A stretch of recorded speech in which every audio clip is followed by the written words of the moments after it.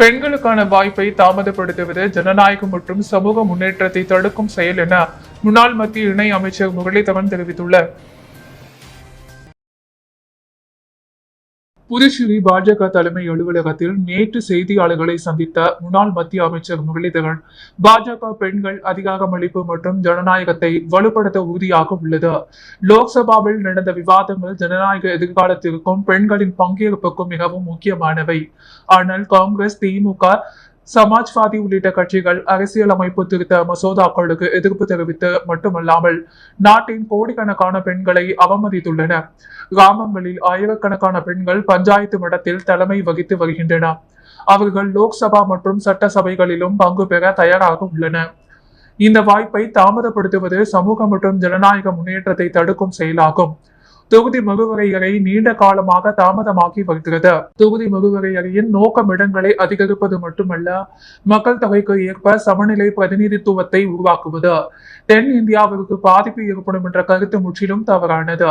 அனைத்து மாநிலங்களின் பிரதிநிதித்துவம் பாதுகாக்கப்படும் என்றார் பாஜக மாநில தலைவர் வி. ராமலிங்கம். அதிமுக மாநில அவைத் தலைவர் அன்பானந்தம், மேலும் மாநில மகளிர் அணி தலைவி தாமரை செல்வி மற்றும் மகளிர் அணி பொறுப்பாளர் ஜெயந்தி ஆகியோர் உடனிருந்தனர். புதுச்சேரியில் கோடை வெயில் அதிகரித்துள்ளதால் ஹீட் ஸ்ட்ரோக், உணவு விஷம், நீரிழப்பு, கண் தொற்று உள்ளிட்ட நோய்கள் பரவும் அபாயம் உள்ளது என சுகாதாரத்துறை தெரிவித்துள்ளது. இதிலிருந்து நம்மை பாதுகாக்க சுத்தமான நீர் பருகுதல், சாலையோர உணவுகளை தவிர்த்தல், தனிநபர் சுகாதாரம் பேணுதல் அவசியம் எனவும் அறிவுறுத்தப்பட்டுள்ளது. புதுச்சேரியில் தற்போது நிலவி வரும் கோடை காலத்தில் வெயில் சுட்டெரிக்க ஆரம்பித்து விட்டது. இதன் காரணமாக கோடை காலத்தில் பொதுவாக பரவக்கூடிய தொற்று நோய்கள் பற்றிய விழிப்புணர்வு செய்தியினை சுகாதாரத்துறை இயக்குனர் டாக்டர் செவ்வேல் பொதுமக்கள் நலனுக்காக வெளியிட்டுள்ளார். அதில் தோல், கண்கள், செரிமான மண்டல தொந்தரவுகள், அம்மை நோய்கள், கோடை காலத்தில் நிலவும் சளி, இருமல் மற்றும் அதிக வெப்பநிலை காரணமாக வரக்கூடிய ஹீட் ஸ்ட்ரோக் போன்ற நோய்கள் உருவாக்க அதிக வாய்ப்பு உள்ளது. வெப்ப பக்கவாதம், ஹீட் ஸ்ட்ரோக் என்பது கோடை காலத்தில் அதிக வெப்பத்தினால் ஏற்படும் தலைவலி, தலை சுற்றல், பலவீனம், வெப்ப சோர்வு போன்ற அறிகுறிகள் ஆகும். இதனால் உறுப்பு செயலிழப்பு, சுய நினைவு குறைவு, மேலும் உயிரிழப்பு கூட ஏற்படலாம். வெப்ப பக்கவாதத்தின் போது ஐஸ் கட்டிகள், தண்ணீர் அல்லது குளிர்ந்த காற்றின் உதவியோடு உடலை வெயிலிலிருந்து குளிர்வித்து சிகிச்சை அளிக்க முடியும். விரைந்து இச்சிகிச்சை அளிப்பதன் மூலம் உயிரிழப்பை தவிர்க்கலாம். கோடை காலத்தில் உணவு விஷம் என்பது மக்களுக்கு அடிக்கடி ஏற்பட வாய்ப்புள்ளது. இதற்கு காரணம் சூடான ஈரப்பதமான சூழ்நிலை பாக்டீரியா போன்ற கிருமிகள் வளர்ச்சிக்கு உறுதுணையாக இருந்தது. உணவு மாசுபடுவதற்கு ஏதுவாக அமைகிறது. இதன் மூலம் வயிற்று அசௌகரியம், வாந்தி, குவமெட்டல், வயிற்றுப்போக்கு ஆகியவை ஏற்படுகின்றன. இதன் மூலம் வயிற்றுப்போக்கு, டைபாய்டு, காலரா, மஞ்சள் காமாலை ஆகிய நோய்களும் கோடை காலத்தில் எளிதாக தொற்று கொள்ளக்கூடியவைகள். இவை அனைத்தும் ஏற்படாமல் இருக்க சரியாக சமைக்கப்படாத இறைச்சி, அசுத்தமான தண்ணீர், சாலையோர வியாபாரிகள், திறந்த வெளியில் வழங்கப்படும் உணவு ஆகியவற்றை மக்கள் தவிர்க்க வேண்டும். அது மட்டுமின்றி சுத்தமான குடிநீரை பருக வேண்டும். நீரை கொதிக்க வைத்து ஆற வைத்து கைப்படாமல் கோடை காலத்தில் மக்கள் பருக வேண்டும். பழங்கள், காய்கறிகள் ஆகிய அனைத்தும் நன்றாக கழுவி உபயோகப்படுத்த வேண்டும். கோடை காலத்தில் ஏற்படும் ஒருவகை வைரஸால் ஏற்படுகின்ற கண்புண் எனப்படுகின்ற கன்சன்டிவைட்டிஸ் ஏற்படுகிறது. இதை தவிர்க்க சன்கிளாஸ் பயன்படுத்தலாம். கண்களை தொடுவதை தவிர்த்தல், முறையான சிகிச்சை எடுத்தல் போன்ற கண் பாதுகாப்பு முறைகளை பயன்படுத்துவதன் மூலம் மக்கள் பயனடையலாம்.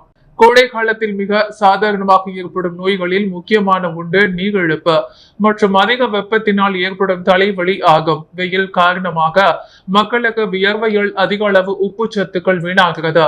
இதை சரி செய்ய உப்பு கலந்த மோர் மற்றும் நீர்பானங்கள் அல்லது ORS எனப்படும் உப்பு கரைசல் நீர் எடுப்பதன் மூலம் நீரிழப்பை தவிர்க்க முடியும். இந்த கோடை காலங்களில் வைரஸ் கிருமியால் குறிப்பாக குழந்தைகளுக்கு ஏற்படும் சளி போன்ற காய்ச்சல் மற்றும் பொண்ணுக்கு வீங்கி, சின்னம்மை, தட்டம்மை நோய் போன்ற நோய்களும் ஏற்பட அதிக வாய்ப்பு உள்ளது. இவை குழந்தைகள் இரும்பும் பொழுதும் தும்பும் பொழுதும் சுலபமாக அடுத்தவர்களுக்கு பரவக்கூடிய வைரஸ் நோய்கள் ஆகும். இந்நோய்கள் பரவாமல் தடுக்க அடிக்கடி கைகளை சுத்தமாக சோப்பு போட்டு கழுவுதல், தன் சுத்தம் பேணுதல், முகக்கவசம் அணிதல் போன்ற முன்னெச்சரிக்கை நடவடிக்கைகள் உதவும் என்ற புதுச்சேரி சுகாதாரத்துறை இயக்குனர் டாக்டர் செவ்வேல் வெயிலால் ஏற்படும் நோய்களை தடுக்க முன்னெச்சரிக்கை நடவடிக்கைகள் மற்றும் அவ்வாறு ஏற்பட்டால் தற்போது மக்களை காப்பாற்ற தேவையான மருந்துகளோடு தயார் நிலையில் வைக்கப்பட்டுள்ள அருகில் உள்ள அரசு மருத்துவமனை அல்லது ஆரம்ப சுகாதார மையத்தினை அணுகி சிகிச்சை பெறலாம் என்று கூறினார். புதுச்சேரியில் செல்போன் பேசிக் கொண்டு வாகனம் ஓட்டியதாக ஒரு வாரத்தில் 2014 வழக்குகள் பதிவு செய்து ரூபாய் 20,14,000 அபராதம் வசூல் செய்யப்பட்டுள்ளது. புதுச்சேரி போக்குவரத்து முதுநிலை காவல் கண்காணிப்பாளர் திவ்யா வெளியிட்டுள்ள செய்திக்குறிப்பில், ஓட்டுநர்களும் பாதசாரிகளும் பாதுகாப்பாக இயங்கும் சூழ்நிலை உருவாக்கும் நோக்கில் புதுச்சேரி போக்குவரத்து காவல்துறை சமீபத்திய சாலை விபத்துகள் தொடர்பான தரவுகளை பகுப்பாய்வு செய்யும் முயற்சியை மேற்கொண்டுள்ளது. இந்த பகுப்பாய்வு படி கவனச்சிதறலால் ஓட்டுதல் சாலை விபத்துகளில் முக்கிய காரணமாக இருப்பது கண்டறியப்பட்டுள்ளது. குறிப்பாக வாகனம் ஓட்டும் பொழுது மொபைல் போன் பயன்படுத்துவது விபத்துக்களான முக்கிய காரணமாக வெளியிடப்பட்டுள்ளது. பலமுறை விழிப்புணர்வு முகாம்கள் நடத்தப்பட்டிருந்தாலும் பல வாகன ஓட்டுநர்கள் இன்னும் வாகனம் ஓட்டும் போது மொபைல் போன் பயன்படுத்தி வருகின்றனர். இது அவர்களின் உயிருக்கும் மற்ற சாலை பயனாளர்களின் பாதுகாப்பிற்கும் ஆபத்தை ஏற்படுத்துகிறது. இந்த ஆபத்தான பழக்கத்தை கட்டுப்படுத்தும் பொருட்டு புதுச்சேரி முழுவதும் சிறப்பு அமலாக்க இயக்கம் தொடங்கப்பட்டுள்ளது. முக்கிய சந்திப்புகள் மற்றும் விபத்து அதிகம் நடைபெறும் பகுதிகளில் போக்குவரத்து காவல்துறை வாகன சோதனைகளை மேற்கொண்டு வருகின்றது. விதிமுறைகளை மீறும் நபர்கள் மீது மோட்டார் வாகன சட்டத்தின் பிரிவு 184 C-ன் கீழ் வழக்குகள் பதிவு செய்யப்படும். ரூபாய் 1000 அபராதம் விதிக்கப்படுகிறது. 13/4/2026 முதல் 19/4/2026 வரை நடைபெற்ற இந்த சிறப்பு இயக்கத்தின் போது மொத்தம் 2016 வழக்குகள் பதிவு செய்யப்பட்டது. ரூபாய் 20,14,000 அபராதம் வசூலிக்கப்பட்டுள்ளது. அனைவருக்கும் பாதுகாப்பான சாலைகளை உறுதி செய்யும் நோக்கில் இந்த நடவடிக்கை தொடர்ந்து நடைபெறும். பொதுமக்கள் வாகனம் ஓட்டும் பொழுது மொபைல் போன் பயன்படுத்துவதை தவிர்த்து அழைப்புகள் அல்லது செய்திகளை பார்க்க வேண்டுமானால் வாகனத்தை பாதுகாப்பான இடத்தில் நிறுத்தி பயன்படுத்துமாறு அறிவுறுத்தப்படுகிறது. புதுச்சேரி போக்குவரத்து காவல்துறை அனைத்து சாலை பயனாளர்களுக்கும் பொறுப்புடன் நடந்து கொண்டு சாலை பாதுகாப்பில் ஒத்துழைக்குமாறு கேட்டுக் கொள்கின்றனர் என்று அவர் கூறியுள்ளார். மக்கள் தொகைக்கு ஏற்ப சமநிலை பிரதிநிதித்துவத்தை உருவாக்குவது தென் இந்தியாவிற்கு பாதிப்பு ஏற்படுத்தும் என்ற கருத்து முற்றிலும் தவறானது. அனைத்து மாநிலங்களின் பிரதிநிதித்துவம் பாதுகாக்கப்படும் என்று பாஜக மாநில தலைவர் VP ராமலிங்கம் தெரிவித்துள்ளார். புதுச்சேரி பாஜக தலைவர் VP ராமலிங்கம் வெளியிட்டுள்ள அறிக்கையில், ஏப்ரல் 16 மற்றும் 17 ஆகிய தேதிகளில் பாராளுமன்றத்தில் நடந்த விவாதங்கள் நாட்டின் ஜனநாயக எதிர்காலத்திற்கும் பெண்களின் பங்கேற்புக்கும் மிகவும் முக்கியமானவை. ஆனால் இந்த 2 நாட்களில் ஒரு மசோதா மட்டுமல்ல, காங்கிரஸ், சமாஜ்வாதி கட்சி, திரிணாமுல் காங்கிரஸ் மற்றும் திமுக ஆகியவை நாட்டின் பாதி மக்களிடையே தங்களின் மதிப்பை இழந்துவிட்டன. இந்த கட்சிகள் அரசியலமைப்பு திருத்த மசோதாக்களுக்கு எதிர்ப்பு தெரிவித்ததுடன் மட்டுமல்லாமல் நாட்டின் கோடிக்கணக்கான பெண்களை அவமதித்துள்ளன. பெண்களுக்கு சம உரிமை வழங்கும் கேள்வி எழும் போது இந்த கட்சிகள் அரசியல் காரணங்களை முன்வைத்து அதை தாமதப்படுத்துகின்றன. பல ஆண்டுகளாக பெண்கள் பாராளுமன்றம் மற்றும் சட்டமன்றங்களில் இருந்து விலக்கி வைக்கும் முயற்சிகள் இப்போது வெளியிடப்பட்டுள்ளன. இந்த கட்சிகள் ஜனநாயகத்தை பாதுகாப்பது போல நடிக்கின்றன. ஆனால் உண்மையில் பெண்களின் உரிமைகள் மறுத்து ஜனநாயகத்தின் அடிப்படை உணர்வையே பாதுகாக்கின்றன. பிரதமர் இந்த நிலைப்பாட்டை எதிர்த்து இது அரசியல் செய்வதற்கான நேரமல்ல, நாட்டின் நலனுக்காக முடிவு வழங்குவது அவர்களின் இயல்பான உரிமை என்றும் இதை எடுக்க வேண்டிய தருணம் என்று பெண்களுக்கு பங்கு பல ஆண்டுகள் எதிர்கட்சிகள் தடுத்து வந்தன என்று அவர் கூறினார். அனைத்து கட்சிகளும் ஒன்றிணைந்தால் இது அரசியல் விஷயமாக இல்லாமல் நாட்டிற்கு நன்மை தரும் என்று அவர் வலியுறுத்தினார். முன்னதாக நாரி சக்தி வந்தனா சட்டத்திற்கு ஆதரவு அளித்திருந்த எதிர்கட்சிகள் தற்போது அதை செயல்படுத்த வேண்டிய நேரத்தில் தங்களின் உண்மையான நிலைப்பாட்டை வெளிப்படுத்தியுள்ளன. பெண்கள் இருப்பதோ அமைதியாக இருப்பவர்கள் அல்ல, அவர்கள் தேர்தல் முடிவுகளை தீர்மானிக்கும் சக்தி கொண்டவர்கள். நாட்டின் கிராமங்களில் ஆயிரக்கணக்கான பெண்கள் பஞ்சாயத்து மட்டத்தில் தலைமை வகித்து வருகின்றனர். அவர்கள் பாராளுமன்றம் மற்றும் சட்டமன்றங்களிலும் பங்கு பெற தயாராக உள்ளனர். இந்த வாய்ப்பை தாமதப்படுத்துவது சமூக மற்றும் ஜனநாயக முன்னேற்றத்தை தடுக்கிறது. உள்துறை அமைச்சர் ஒரு நபர் உருவாக்க ஒரு மதிப்பு என்ற அரசியலமைப்பு கோட்பாட்டை நடைமுறைப்படுத்துவதே இந்த மசோதாக்களின் நோக்கம் என்று கூறினார். இதனால் பிரதிநிதித்துவத்தில் சமநிலை இல்லாத நிலை உருவாக்கியுள்ளது. எதிர்கட்சிகள் செயல்முறையை எதிர்க்கவில்லை, அவர்கள் பெண்கள் இடஒதுக்கீட்டை எதிர்க்கின்றன என்பதே உண்மை. வரலாற்றில் பெண்களின் உரிமைகளுக்கு எதிராக இருந்த கட்சிகள் இப்போது சமத்துவத்தை ஏற்க முடியவில்லை. இதன் நோக்கம் இடங்களை அதிகரிப்பது மட்டுமல்ல, மக்கள் தொகைக்கு ஏற்ப சமநிலை பிரதிநிதித்துவத்தை உருவாக்குவது. தென்னிந்தியாவிற்கு பாதிப்பு ஏற்படும் என்ற கருத்து முற்றிலும் தவறானது. அனைத்து மாநிலங்களிலும் பிரதிநிதித்துவம் பாதுகாக்கப்படும். மத அடிப்படையிலான ஒதுக்கீடு கோரிக்கை அரசியலமைப்புக்கு எதிரானது. பெண்களுக்கு உரிமை வழங்குவதை தடுக்க திட்டமிட்ட முயற்சிகள் மேற்கொள்ளப்படுகின்றன. இது ஒரு மசோதாவுக்கு எதிர்ப்பு அல்ல, அரசியல் நோக்கத்துடன் மேற்கொள்ளப்படும் செயல். பெண்கள் இடஒதுக்கீடு அமல்படுத்துவது தொகுதி மறுவரையையும் தொடர்புடையது. அதை தாமதப்படுத்துவது பெண்களின் உரிமைகளை மறுப்பதாகும். பாஜக பெண்கள் அதிகாரம் அளிப்பில் முழுமையாக உறுதியாக உள்ளது. நாட்டின் ஜனநாயகத்தை வலுப்படுத்தவும் பெண்களுக்கு உரிய இடத்தை வழங்கவும் தொடர்ந்து போராடும். எதிர்காலத்தில் பெண்கள் தங்கள் வாக்கு சக்தியின் மூலம் இத்தகைய கட்சிகளுக்கு பதில் அளிப்பார்கள் என்று அவர் கூறினார். மீனவர்களின் உரிமைகள், பாதுகாப்பு மற்றும் வாழ்வாதாரத்தை உறுதிப்படுத்தும் வகையில் இந்தியா மற்றும் இலங்கை ஆகிய இரு நாடுகளின் அரசுகளும் நல்லதொரு நிரந்தர தீர்வை விரைவில் வழங்கும் என்றார் எல்ஜேகே தலைவர் ஜோ சார்லஸ் மார்டின் நம்பிக்கை தெரிவித்துள்ளார். இலங்கை சென்றுள்ள குடியரசு துணைத் தலைவர் சி.பி. ராதாகிருஷ்ணன் அந்நாட்டு அதிபர் அனுரகுமார திசாநாயக்காவை நேரில் சந்தித்து முக்கிய ஆலோசனைகள் நடத்தியிருப்பது மகிழ்ச்சி அளிக்கிறது. இந்த சந்திப்பின் போது தமிழகம் மற்றும் புதுச்சேரி மாநில மீனவர்களின் நீண்ட நாள் பிரச்சனைகள், குறிப்பாக அவர்களின் வாழ்வாதாரத்துடன் நேரடியாக தொடர்புடைய மீன்பிடி தொழில் சிக்கல்கள் குறித்த மனிதாபிமான அடிப்படையில் தீர்வு காண வேண்டிய அவசியம் வலியுறுத்தப்பட்டதாக செய்திகள் வெளியாகியுள்ளன. இந்த முன்னேற்றத்தை லட்சிய ஜனநாயக கட்சிக்கான ஒரு முக்கிய வெற்றியாக நான் கருதுகின்றேன்.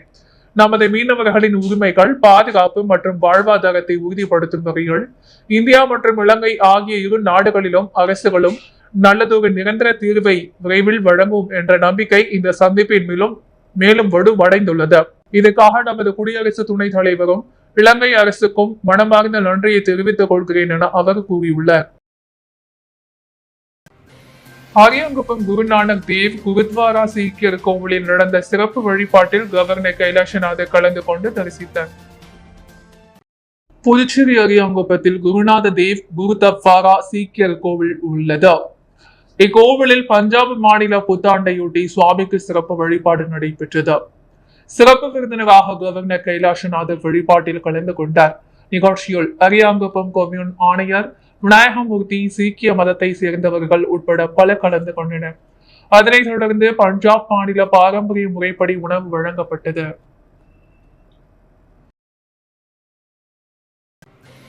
புதுவை தமிழ் சங்கத்தில் திருவள்ளுவர் சிலை நிறுவப்பட்ட நாளை முன்னிட்டு அவரது சிலைக்கு தக்ஷிலா பல்கலைக்கழகம் வேந்தரும் ஸ்ரீ மணக்குள விநாயகர் கல்வி குழுமத்தின் தலைவருமான தனசேகரன் மாலை அணிவித்து மரியாதை செலுத்தினர். புதுவை தமிழ் சங்கத்தில் உள்ள திருவள்ளுவர் சிலைக்கு மாலை அணிவித்து திருக்குறள் கூறும் நிகழ்ச்சி மாதம் தோறும் 20ஆம் தேதி நடைபெற்று வருகிறது. இந்நிகழ்விற்கு புதுவை தமிழ் சங்க தலைவர் கலைமாமணி முனைவர் முத்து தலைமையில் நடைபெற்ற விழாவில் செயலர் சீனு மோகன்தாஸ் வரவேற்புரை ஆற்றினார். இந்நிகழ்வில் ஸ்ரீ மணக்குள விநாயகர் கல்வி குழுமத்தின் தலைவரும் மற்றும் தக்ஷிலா பல்கலைக்கழக வேந்தருமான தனசேகரன் சிறப்பு விருந்தினராக பங்கேற்ற திருவள்ளுவர் சிலைக்கு மாலை அணிவித்து திருக்குறள் கூறும் நிகழ்வினை தொடங்கி வைத்தார். இந்நிகழ்வில் பங்கேற்ற நியூ லேண்ட் உயர்நிலை பள்ளி மாணவர்கள் மற்றும் பொதுமக்கள் அனைவரும் திருக்குறள் புத்தகம் வழங்கினார். பங்கேற்ற அனைவருக்கும் திருக்குறள் கூறினார்கள். சிறப்பு விருந்தினர் தக்ஷிலா பல்கலைக்கழக வேந்தர் தனசேகரனுக்கு புதுவை தமிழ் சங்க தலைவர் கலைமாமணி முனைவர் முத்து பொன்னாடை அணிவித்து பாராட்டினார்.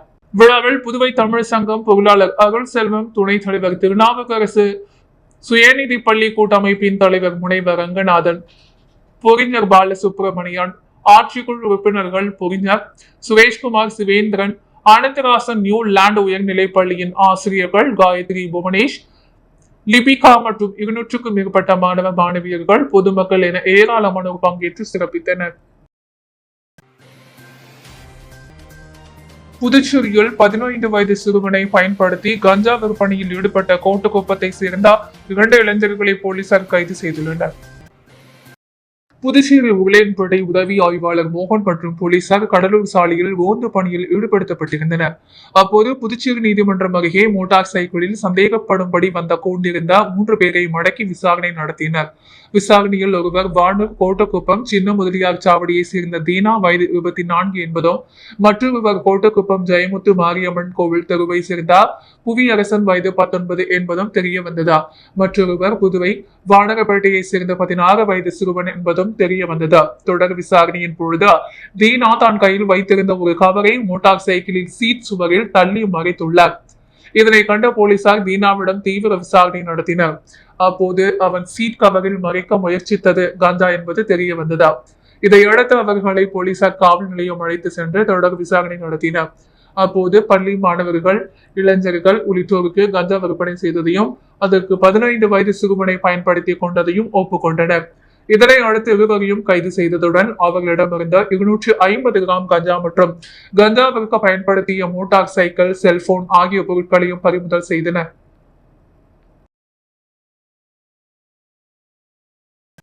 புதுச்சேரி சாமிப்பிள்ளை தோட்டம் பகுதியில் உள்ள ஸ்ரீ மகாசக்தி பரிகார வாராகியம்மன் கோவிலில் அக்ஷய திருதியை முன்னிட்டு குபேர பூஜை நடைபெற்றது.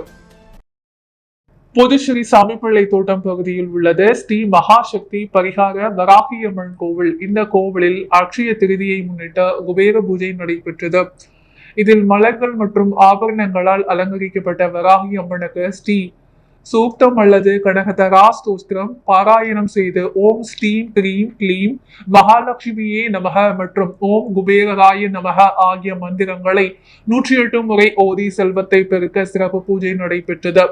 தொடர்ந்து வராகி அம்மனுக்கு பஞ்சமுக ஆரத்தி காண்பிக்கப்பட்டு பக்தர்களுக்கு வெள்ளி நாணயம் மற்றும் பணம் பிரசாதமாக வழங்கப்பட்டது. இந்த குபேர பூஜையில் பக்தர்கள் பலரும் கலந்து கொண்டு அம்மனை வழிபட்டு சென்றனர். புதுச்சேரி மாநில அளவிலான கபடி போட்டியில் முதல் பரிசு பெற்ற பெருந்தலைவர் காமராஜர் கலை கல்லூரி மாணவர்கள் பாராட்டப்பட்டனர்.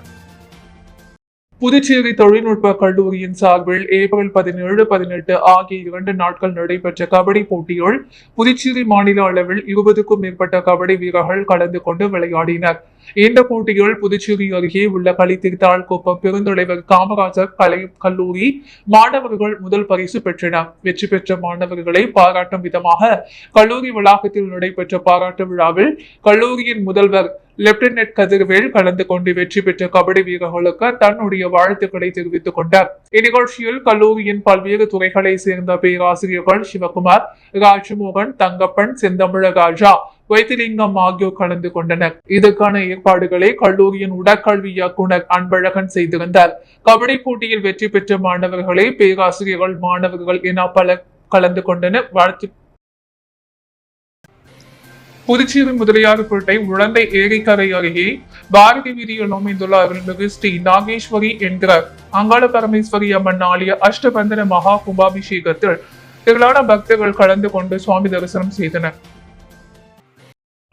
புதுச்சேரி முதலியார்பேட்டை உழந்தை எரிக்கரை அருகே ஜெயமூர்த்தி ராஜா நகர் பாரதி வீதி பகுதியில் அமைந்துள்ள அருள்மிகு ஸ்ரீ நாகேஸ்வரி என்கின்ற அங்காள பரமேஸ்வரி அம்மன் ஆலய அஷ்டபந்தன மகா கும்பாபிஷேகம் என்று நடைபெற்றது. அதன்படி நேற்று ஞாயிற்றுக்கிழமை காலை அம்மனுக்கு விக்னேஸ்வர பூஜை, எஜமான சங்கல்பம், கணபதி ஹோமம், லக்ஷ்மி ஹோமம், நவகிரக ஹோமம் நடைபெற்றது. அதனைத் தொடர்ந்து வாஸ்து சாந்தி, பிரவேச பலி மற்றும் முதல் கால யாகசாலை பூஜை நடைபெற்றது. முக்கிய நிகழ்வான மகா கும்பாபிஷேகம் இன்று நடைபெற்றது. அதன்படி காளி விக்னேஸ்வர பூஜை மற்றும் கோ பூஜை உடன் துவங்கியது. தொடர்ந்து 2ஆம் கால யாகசாலை பூஜை நடைபெற்றது. அதனைத் தொடர்ந்து மூல மந்திரம் ஹோமம், பூர்ணாகிதி நடைபெற்று மங்கள இசை முழங்க யாகசாலையில் இருந்து கலச புறப்பட்டு ஊர்வலமாக வந்து ஆலய விமானத்தில் புனித நீர் ஊற்றப்பட்டு மகா கும்பாபிஷேகம் நடைபெற்றது. தொடர்ந்து மூலவர் மற்றும் பரிவார மூர்த்திகளுக்கும் கும்பாபிஷேகம் நடைபெற்றது. அதனைத் தொடர்ந்து சுவாமிக்கு சிறப்பு அலங்காரம் செய்யப்பட்டு மகா தீபாரதனை காண்பிக்கப்பட்டது. இதில் திரளான பக்தர்கள் கலந்து கொண்டு சுவாமி தரிசனம் செய்தனர். பொதியப்பட்டு ஓம் ஸ்ரீ சர்க்குரு மகான் வண்ணார பரதீஸ்வர சுவாமிகள் ஆலயத்தில் நடைபெற்ற 234ஆம் ஆண்டு மகா குரு பூஜை திருவிழாவில் திரளான பக்தர்கள் கலந்து கொண்டு சுவாமி தரிசனம் செய்தனர். புதுச்சேரி மாநிலம் ஒதியம்பட்டு பகுதியில் அமைந்துள்ள ஓம் ஸ்ரீ சர்க்குரு மகான் வண்ணார பரமேஸ்வரி சுவாமிகள் சிவசமாதி சித்த பீடத்தில் 234ஆம் ஆண்டு மகா குரு பூஜை விழா வெகு சிறப்பான முறையில் நடைபெற்றது. இதில் கால அகமாதபுரம் புதுச்சேரி சன்மார்க்க அன்பர்கள் சார்பில் அகவல் பாராயணம் நிகழ்ச்சியும், திருவாசக திருமுறை ஓதுதல் நிகழ்ச்சியும் தொடர்ந்து சங்கராபரணி ஆற்றங்கரையில் அமைந்துள்ள ஸ்ரீ காசி விஸ்வநாதர் ஆலயத்திலிருந்து மாலை போட்டுள்ள பக்தர்கள் பால்குடம் மற்றும் புனித நீர் கொண்டு வந்து மாலை செலுத்துதல் நிகழ்ச்சியும் தொடர்ந்து ஜீவபீடத்தில் சுவாமிக்கு அபிஷேகம் மற்றும் ஆராதனை வழிபாடு நடைபெற்றது. இதனைத் தொடர்ந்து மதியம் சுவாமிக்கு அலங்காரங்கள் செய்து மகா தீபாரதனை காண்பிக்கப்பட்டது. குரு பூஜை விழாவில் எதிர்கட்சித் தலைவர் சிவா சட்டமன்ற உறுப்பினர் கலந்து கொண்டு சுவாமி தரிசனம் செய்தார். தொடர்ந்து ஆலயத்தில் பரிவட்டம் கட்டி முதல் மரியாதை செய்யப்பட்டது. மேலும் குரு பூஜை விழாவில் பக்தர்கள் திரளாக கலந்து கொண்டு சுவாமி தரிசனம் செய்தனர். தொடர்ந்து விழாவில் கலந்து கொண்ட பக்தர்கள் அனைவருக்கும் அறுசுவை அன்னதானம் வழங்கப்பட்டது. நிகழ்ச்சிக்கான ஏற்பாட்டினை ஆலய நிர்வாக அதிகாரி பர்குணம், ஆலய தலைமை அர்ச்சகர் முத்து மற்றும் ஒரியம்பட்டு ஊர் பொதுமக்கள் மிக சிறப்பான முறையில் செய்து வருகின்றனர். தமிழ் வருட பிறப்பை முன்னிட்டு உலக நன்மை வேண்டி முக்தியாச்சல ஈஸ்வர ஆலயத்தில் சிறப்பு யாகம் மற்றும் 108 சங்க அபிஷேகம் நடைபெற்றது.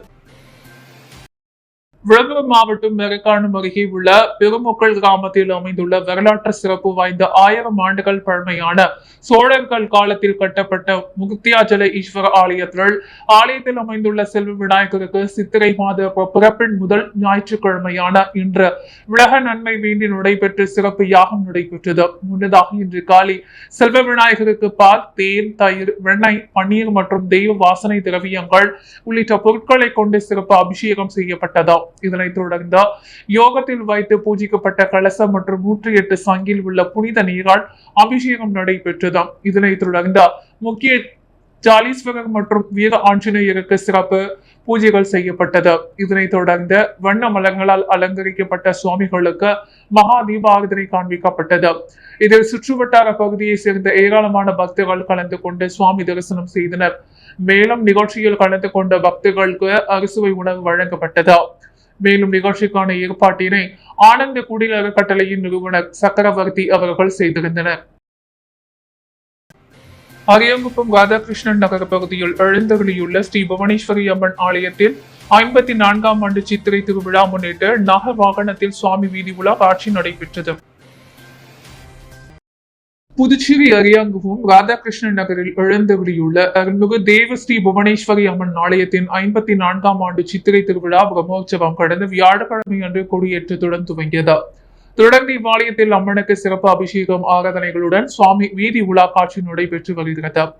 இதில் 4ஆம் நாளான நேற்று மாலை பிரதேச காங்கிரஸ் கமிட்டி உறுப்பினர் பொன்னி சுப்பராயன், மாணிக்க சுவாமி, மகேஸ்வரி குடும்பத்தினர் உபயத்தின் அம்மனுக்கு பால், தயிர், சந்தனம், பன்னீர் உள்ளிட்ட திரவியங்களால் ஆன சிறப்பு அபிஷேகங்கள் நடைபெற்ற உற்சவ மூர்த்தியின் சிறப்பு அலங்காரத்தில் மகாதீப ஆராதனைகள் காண்பிக்கப்பட்டது. அதனைத் தொடர்ந்து மின் அலங்காரத்தில் நாகவாகனத்தில் அம்மன் வீதி உலா காட்சி சிறப்பாக நடைபெற்றது. தொடர்ந்து இவ்விழாவில் கலந்து கொண்ட பக்தர்கள் அனைவருக்கும் அன்னதானம் வழங்கப்பட்டது. நிகழ்ச்சிக்கான ஏற்பாடுகளை உபயதாரர்கள், ஆலய நிர்வாகிகள், கிராம மக்கள் இணைந்து செய்திருந்தனர். அன்றாட செய்திகளை உடனுக்குடன் தெரிந்து கொள்ள பாண்டி ஹெட்லைன்ஸ் சேனலுக்கு சப்ஸ்கிரைப் செய்து கொள்ளுங்கள்.